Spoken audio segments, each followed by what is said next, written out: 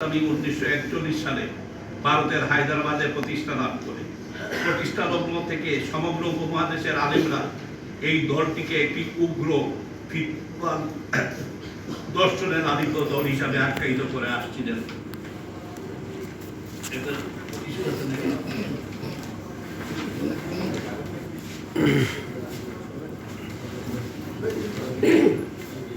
ইতিহাস সাক্ষী যে উগ্রবাদী গোষ্ঠী হযরত আলী রাদিয়াল্লাহু তাআলা আনুকে হত্যা করেছিল, তারা নিজকে বিশুদ্ধ মুসলমান মনে করত। তাদের স্লোগান ছিল আল্লাহর আইন চাই, শত্রুকে শাসন চাই। এই উগ্রবাদী খোলাফায়ে রাশিদিনকেও সৎ মনে করতো না, তাদেরও সমালোচনা করত। ভিন্ন মতের লোকদেরকে হত্যা করা পুণ্যের কাজ মনে করত। এদেরকে ইসলামের ইতিহাসে খারেজি বা বিচ্ছিন্নতাবাদী বলে আখ্যায়িত করেছে। আমাদের মূল ধারার আলেমরা সবসময় মনে করে আসছেন এই জামাত শিবির খারেজিদের উত্তরাধিকার। এরা ফ্যাসিস্ট চরিত্রের অধিকারী, মিথ্যাচার, ভ্রষ্টাচার এদের চরিত্রের অংশ। ক্ষমতা দখল, অর্থ উপার্জন এদের লক্ষ্য। অনেকে মনে করেন এই দলের সঙ্গে অনেক উচ্চশিক্ষিত মানুষ, যেমন ডাক্তার, ইঞ্জিনিয়ার, আইনজীবী, শিক্ষক সব অনেকেই আছেন। তারা কি জামাতের কর্মকাণ্ড জানেন না? হ্যাঁ, তারা জানেন। পৃথিবীর যত উগ্রবাদী দল বা পুত্র আছে তাদের মধ্যে অনেক উচ্চশিক্ষিত লোকজন আছে। এরা এক ধরনের মা। বন্ধুগণ, গত বৃহস্পতিবার সরকার জামাত শিবির নিষিদ্ধ করে একটি প্রজ্ঞাপন জারি করেছে। আন্তর্জাতিক যুদ্ধ অপরাধ আদালত বহু পূর্বে জামাতে ইসলামীকে একটি অপরাধী দল হিসেবে আখ্যায়িত করেছিল।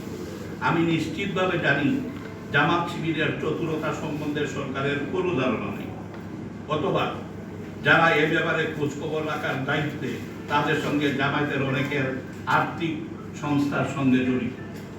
যে উলামারা এতদিন জামাতের পাপাচারিতা দেশবাসীকে অবগত করতেন, বলতেন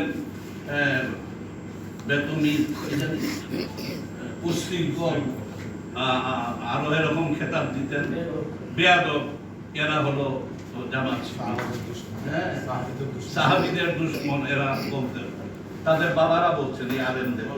কিন্তু দুর্ভাগ্য হলো এই যে এতদিন জামাতের পাপাচারিতা দেশবাসীকে অবগত করতেন, এখন তাদের সন্তানরা জামাতের অর্থ সহযোগিতা, ব্যবসা, আমদানি রপ্তানি সুযোগ সুবিধা পেয়ে জামাত শিবিরের নেতৃত্বে বৃহৎ ইসলামী ঐক্যের আওয়াজ উঠিয়েছিলেন। জামাত কথিত হ্যাকপথের প্রশিক্ষণ নিচ্ছেন। যদি জামাতের প্রকৃত রূপ দেশবাসীর সামনে স্পষ্ট করা না যায়, তবে এই নিষিদ্ধ কোনো কাজে আসবে না। জামাতে ইসলামের আর্থিক প্রতিষ্ঠান, অঙ্গ সংগঠন ও প্রক্সি গ্রুপগুলোর ব্যাপারে সরকার কতটুকু জানে আমাদের জানা নাই। এখন মূল ধারার ইসলামী দলগুলোর ঐক্যের খুবই প্রয়োজন। মহানবী সাল্লাল্লাহু আলাইহি সাল্লামের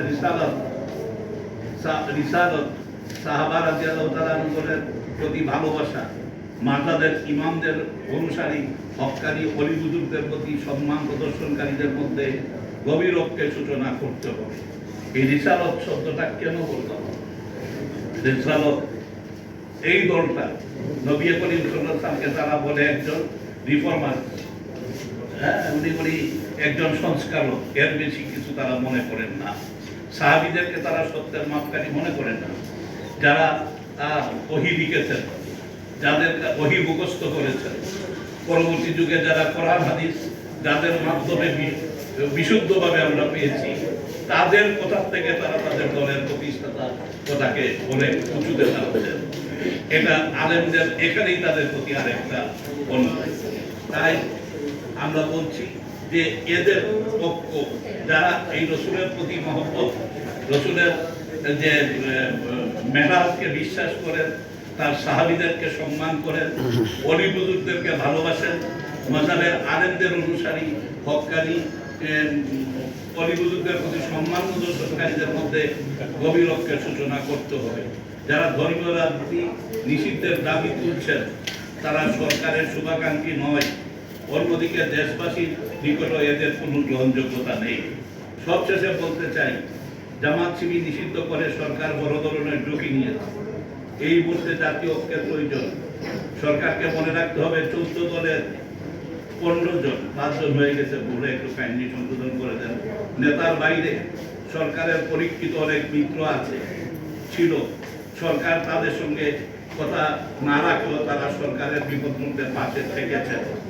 বাংলাদেশ ইসলামী ঐক্যজোট সব পরিস্থিতিতে সরকারের পাশে ছিল, তবে দুর্নীতি ও মন্ত্রীদের অনেকের অতিরিক্ত কথা, এমপিদের জমিদারির বিরুদ্ধে সুদটার টাকা থাকায় সরকারের ভিতরেই অনেকেই আমাদেরকে দূরে রাখতে চেয়েছেন, এখনো চান।